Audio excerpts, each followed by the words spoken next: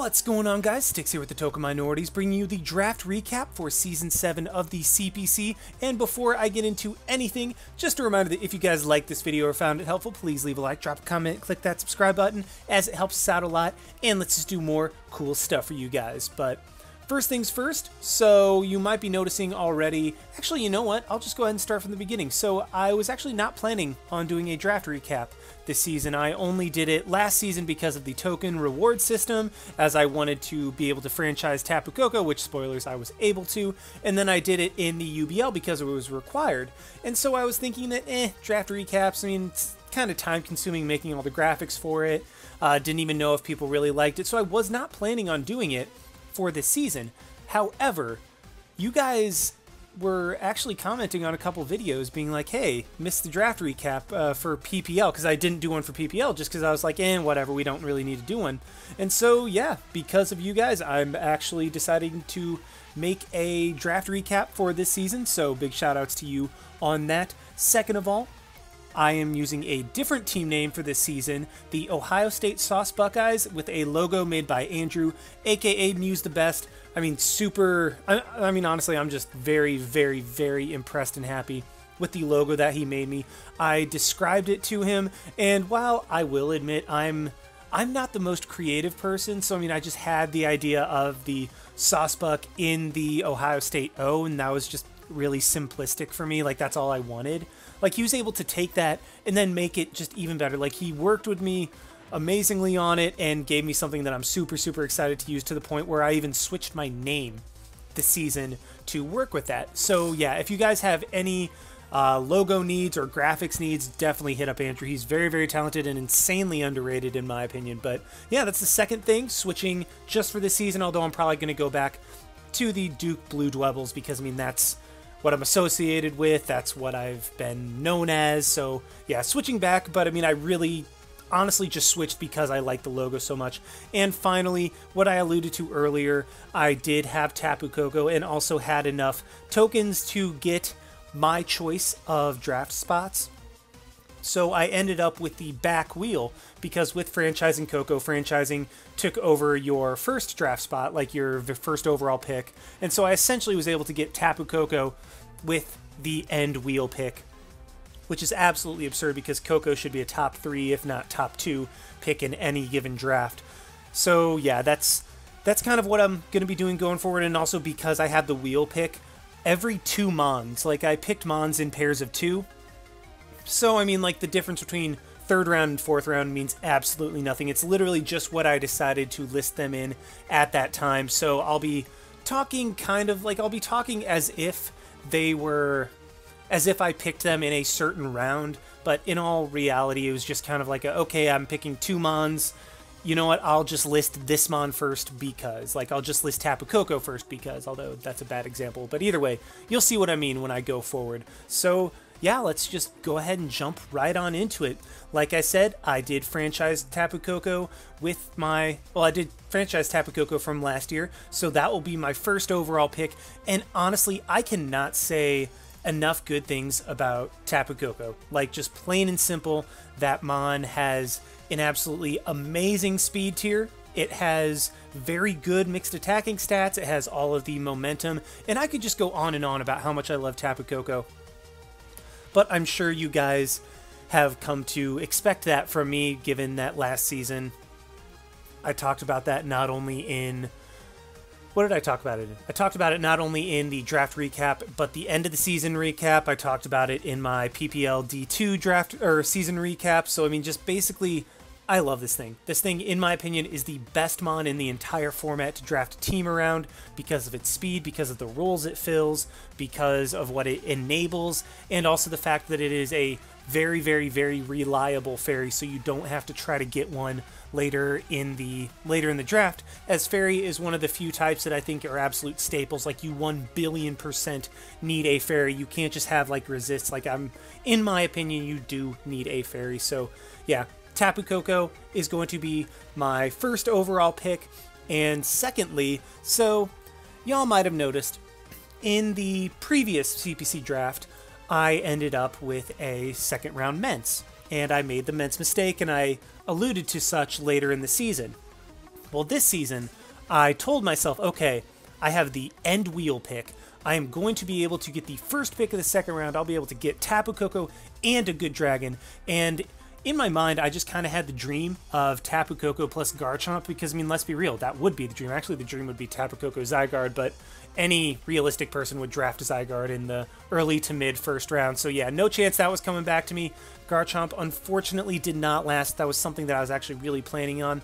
However, I was okay, as the Mon I ended up taking is also a very, very good dragon that I've been wanting to pair with Koko for a little while, or not just pair with Koko, but try out in the draft format in general, and that is going to be Hydreigon. Now, Hydreigon was admittedly my third pick of dragons. Like, I wanted Zygarde first, Garchomp second, Hydreigon third, and again, being realistic, not going to get Zygarde unless like something just absolutely absurd happens. So yeah, I wasn't able to get Zygarde. Garchomp got taken. Garchomp had a chance of coming in, but I'm actually really, really happy with Hydreigon just because it's another U-turner. Like, Hydreigon, I had an amazing experience with it in Underused back in XY. Like, it's one of my favorite Mons in all of Underused for that, for that purpose. Well, for that reason, rather.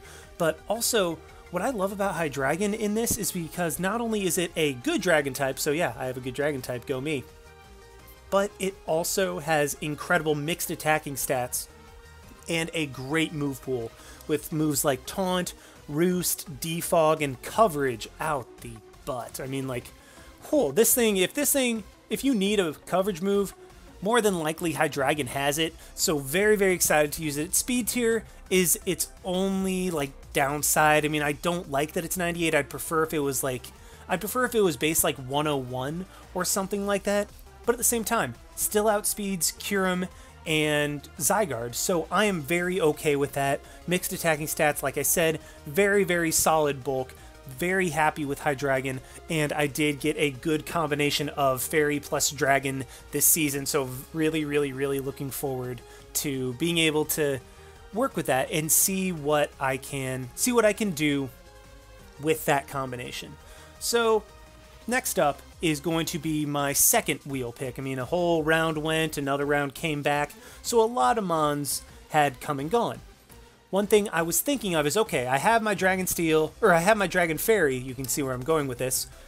Naturally, the next pick would be a Steel, like grabbing a Steel type to complete my Dragon Steel Fairy core very early on. Now, I'm not saying you absolutely need to have a Dragon Steel Fairy core, but Fairy and Steel are two things that I definitely feel like you should have. So, I mean, if the Dragon's already there and it's good, then why not? But actually, no Hydreigon. Ha ha ha, sorry. That was bad even for me. So I was definitely looking at getting a good Steel, one that I was comfortable with, but also, I haven't had a good grass since Ferrothorn, and even Ferrothorn was, while it was a great grass, was not 1,000 arrows resist. So up to this point, the best 1,000 arrows resist, or like the best grass that I've had that counts as a ground resist, has been Decidueye. And while I love Decidueye, it just doesn't really cut it as a bulky grass. So I was looking at a Steel and looking at getting a good grass type, and Serperior was actually the grass type of choice because, I mean, like, let's be real, Serperior is very good, albeit a little bit overrated, but I was thinking, okay, I can just spam Contrary Leaf Storm, I can take advantage of Sticky Web, like, force my opponent to be screwed over by their own Sticky Web, so that it can be a deterrent in that. I can hit really, really hard with Leaf Storm, but Serperior got taken, and I wasn't really too busted up about it. I mean, it was kind of one of those, okay, if Serperior's there, I'll probably consider picking it. But then, when it got taken, I was like, alright, I'm just going to go with my other plan of a grass type, something that I've been wanting to try out for a little while, and is something that I think could work out really, really well for me, and that is going to be Tangrowth.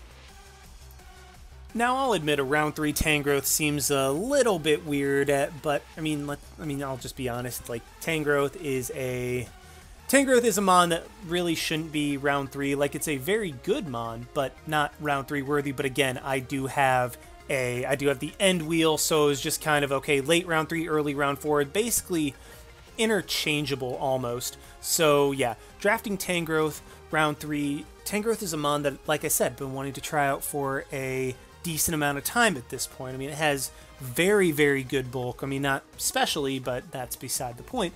You can just run Assault Vest on it. It has knockoff. It has a very good amount of coverage.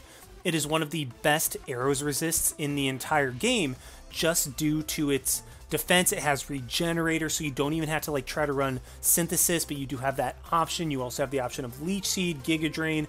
Tangrowth has many, many options that I'm looking forward to trying out, and especially just having a mon that, I mean, especially a regen mon that can just easily switch in, switch out, fits my playstyle almost perfectly, just having a pivot like that. So Tangrowth, as a pivot, very excited to have this season, and like I was saying a little bit earlier, I was also looking at filling out my Dragonsteel Fairy Core, so the second mon that I took with this wheel pick ended up being Skarmory. So Skarmory is a mon that I will 100% admit a lot of the top Draft League players do not like it, and I 1,000,000,000% understand why. Skarmory is very, very underwhelming. I mean, it's not... Well, okay, I don't want to say Skarmory is underwhelming. Skarmory is very one-dimensional and predictable. That's what I was trying to say. Like, Skarmory, it does one thing, and it only has really a select number of moves that it can do to properly do that one thing. However, much like Tangrowth, it is a very, very good pivot and a very hard stop to things that scare me, particularly like Lando and Excadrill get almost hard-walled by Skarmory simply due to its typing and its defenses. So having Skarmory, having a mon that's another defogger, well, a rocker, first of all, like having a rocker, having spikes options, having another wall, like just very good for giving my team the ability to play a little bit reckless while having the ability to fall back on a mon like Skarmory. And in my experience using it, I absolutely love Skarmory. I loved that it was able to defog consistently, it was able to get up rocks consistently, it was able to be a physical wall consistently. I love that Skarmory was able to do that, and so even though I understand why top players don't like it, I ended up being okay with it, and is why I took that with this pick. So now my Dragonsteel Fairy Core is complete. I have the Skarmory, I have a couple mons that are immune to ground, so I'm not really worried about that. I have a good 1,000 arrows resist. However, I only have one rocker thus far, and admittedly I'm only 4 mons in, so it's not like I'm desperate for rockers, like, oh my gosh, I need more rockers, but I mean, I need rockers. I also need a couple, like, electric immunities, because if my opponent tries to take advantage of my electric terrain, that could be a little bit problematic, as Tapu Koko sets that up, and if I don't have any ground types, well, they can Volt Switch freely and hit me very, very hard, even my resists, particularly like Tangrowth being a resist, but also having very low special defense, not able to take those Volt Switches particularly well. So I actually ended up going with a duo of ground types in this coming round for round 5 and 6. And the first one is actually a mon that I'm very, very happy to have, as it was super annoying to try to deal with last season, and that is Nidoking. Now, Nidoking is one of the mons in the format that I think is one of the best Tapu Koko answers because of its dual stab. Well, because of its typing. Nidoking resists Tapu Koko's dual stab, and Grass Knot is not super effective against it. Like, I had to run Nature's Madness into Z Bravebird to try to take out a Nidoqueen last season. Like, you had to tailor your Koko very specifically to try to take out one of the Nidos that, instead of having to deal with it, I just went ahead and grabbed it for my team. It gives me a good base speed at 85. It gives me the ability to have another rocker. It also gives me Toxic Spikes. It gives me a ground type and a grounded poison. Also gives me another very good potential Choice Scarfer, so that Hydreigon is not just locked into the Choice Scarf role. And that's one thing I forgot to mention with Hydreigon. I think it's really good, but unfortunately I can't afford to give it the Z this season because, I mean, Koko. Z Koko. No questions about it. So having another mon that doesn't force Hydreigon into being a Scarfer all the time is one of the best things you can do for it. And Nidoking, in my opinion, is an absolutely amazing Scarfer. Like, the ability to have sheer force, insane coverage, and outspeed a very good portion of the metagame with a Choice Scarf, like, it outspeeds all the relevant stuff. I mean, the thing that I had with Incineroar last year was that even with a Choice Scarf, it didn't outspeed base 115s. Nidoking does not have that issue. So, yeah, having a ground type, grounded poison, like a very good attacker, or, yeah, another, what am I trying to say? Okay, what does Nidoking give me? Gives me rocks, gives me Toxic Spikes, gives me a ground type so I can't just have Volt Switch spammed against me, gives me a grounded poison to absorb Toxic Spikes, gives me another potential Scarfer, gives me a priority option in Sucker Punch, and gives me a little bit of a mixed presence. That's kind of what I'm going for here. I don't really have a heck of a lot of breaking power. Then again, Sheer Force Nidoking has a whole lot of breaking power in the right situation. So yeah, very, very glad to have Nidoking on the team, but I'm not stopping there with the ground types. I very much fell into my comfort zone with this next pick because, okay, Nidoking is a ground type that is weak to Hidden Power Ice, but is not weak to Hidden Power Grass. If only there existed another ground type that was weak to Hidden Power Grass and not Hidden Power Ice. If only I could think of one. Oh wait, I know. Swampert. So, yeah, I'm once again picking a water ground, and y'all might be noticing a theme here. I love me some water grounds, and more specifically, I love me some Swampert. Like, Swampert, I just love it. It's so bulky. It's such a great pivot. It does exactly what you want it to do. Like, you can tailor it to take almost any situation and turn it into something beneficial for you, if not straight up in your favor. With the combination Swampert Nidoking, like, yes, I am picking Swampert once again. But Double Ground is very, very, well, is good, but it's even better when the two grounds do not share a Hidden Power weakness. In fact, Nidoking and Swampert do not share any weaknesses, so it's just a very good, like, Hidden Power choke that I'm trying to create with my Nidoking and my Swampert.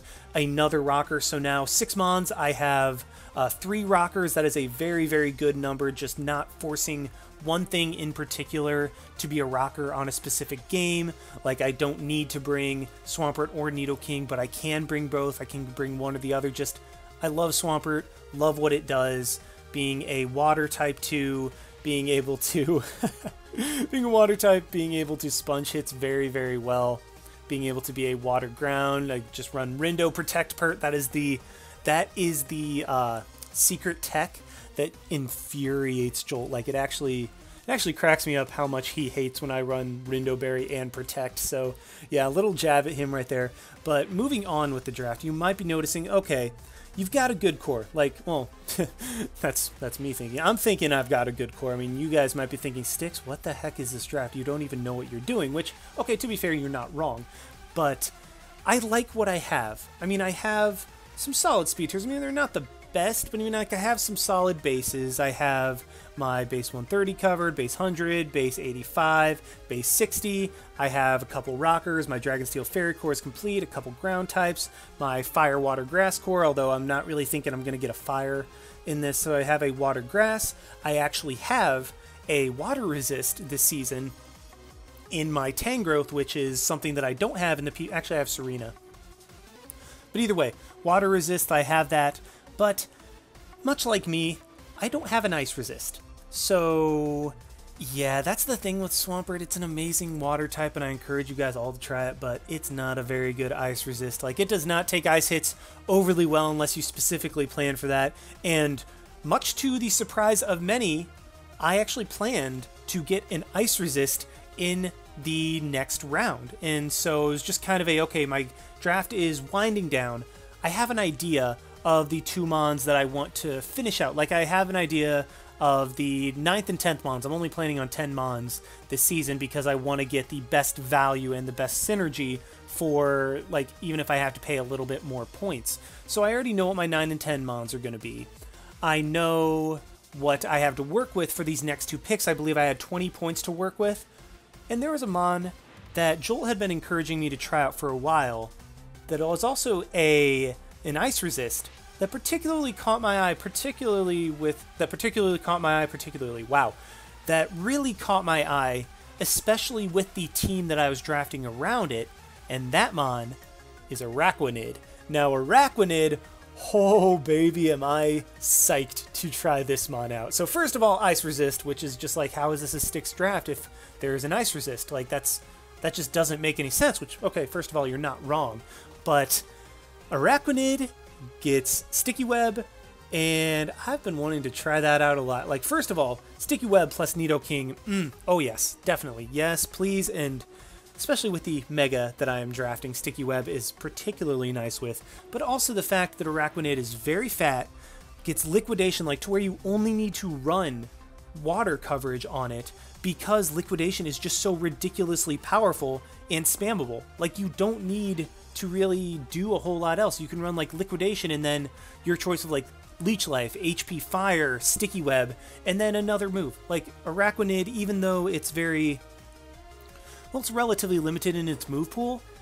I don't know, I'm just super excited. Like, it has what it needs to be successful in a very, very niche role. And Water Bubble is just such a great attack, because otherwise my team hates Will-O-Wisp. Like, just straight up, my team hates it. Even Swampert hates it too, because Swampert likes firing off Earthquakes.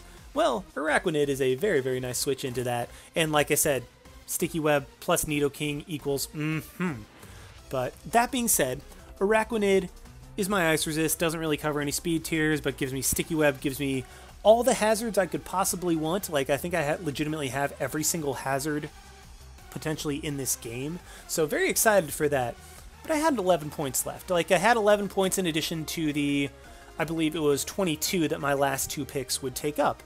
So I'm looking like, okay, what do I need? Like, what good mons are in the 11 tier? Like, I'd really like to fill out that 120 speed. I don't know, maybe another rocker, a physical attacker. Yeah, I think I'd like another physical attacker, so my team's looking pretty special at this point.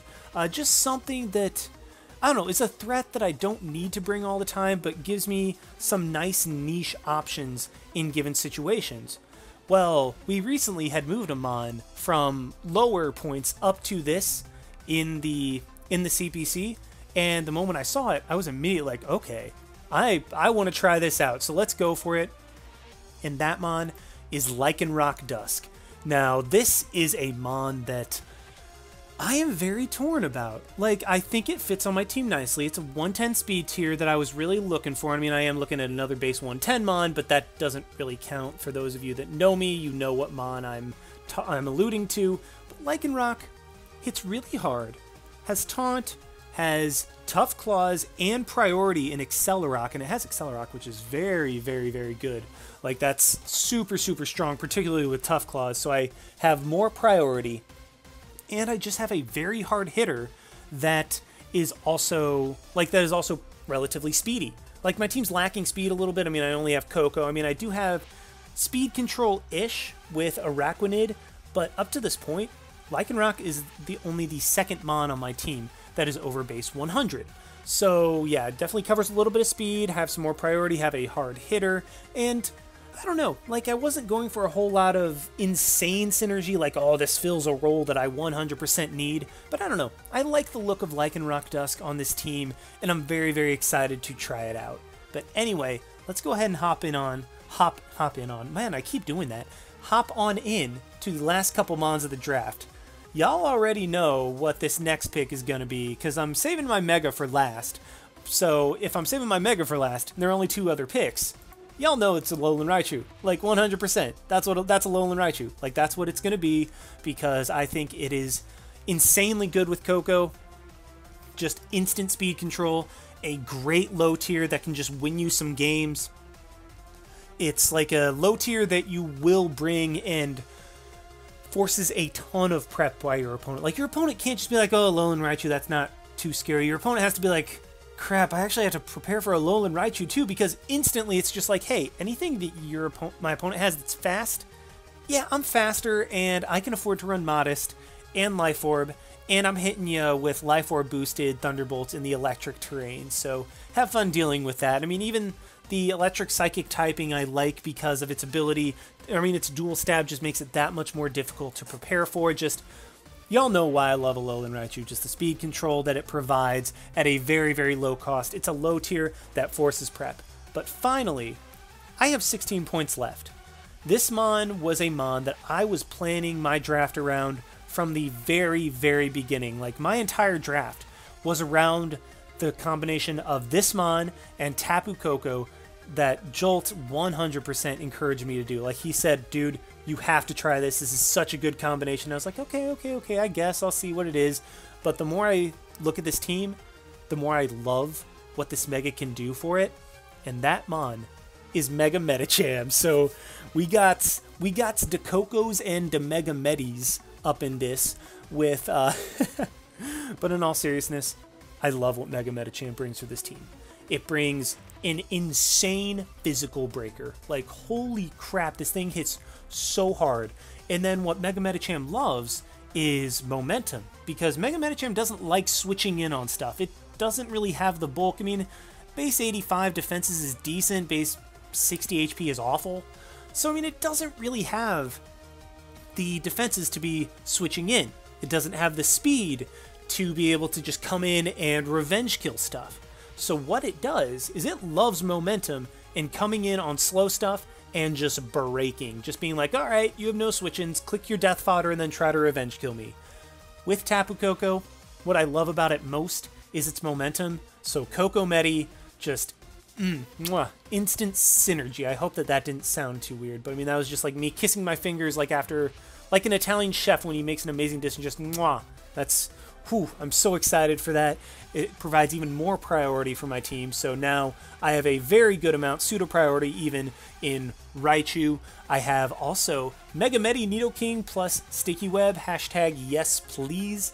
I have Mega Medi with, I really like this team. Like, I'm sorry if that sounded weird, but like, I really do like this team. Very excited to use it. I mean, it looks weird, but that's a Styx draft. It actually has water resist, and it actually has a ice resist, so that's pretty unusual for me, but this team is so ridiculously offensive that I'm going to be relying insanely on just Skarm and Tangrowth as my pivots. Araquanid to a lesser extent. Well, not Skarm and Tangrowth, but Skarm, Tangrowth, and Swampert as my pivots. So I don't have a bulky Psychic, which could be interesting because, I mean, the combination of Medi and Raichu, I didn't want to triple up on the Psychic typing. So, I mean, this team has holes, and the Mons that I drafted as my pivots could be exploited, but I don't know. Like, I really, really like this team. This was a team that the only snipe that happened in the entire draft for me was Hydreigon, because even though I said I got sniped off Superior, in all honesty, I was probably just going to end up going with Tangrowth anyway, because I wanted that as a potential pivot. So very, very excited to use this team. Hope you guys enjoyed the draft recap, and hope you guys will be on the lookout for my CPC vids this coming season. Like, comment, subscribe, all that good stuff. I know I definitely did not steal this layout from Jolt in the GBA. My bad. But yeah, once again, thank you for watching. This is Styx signing out. Why not? See you guys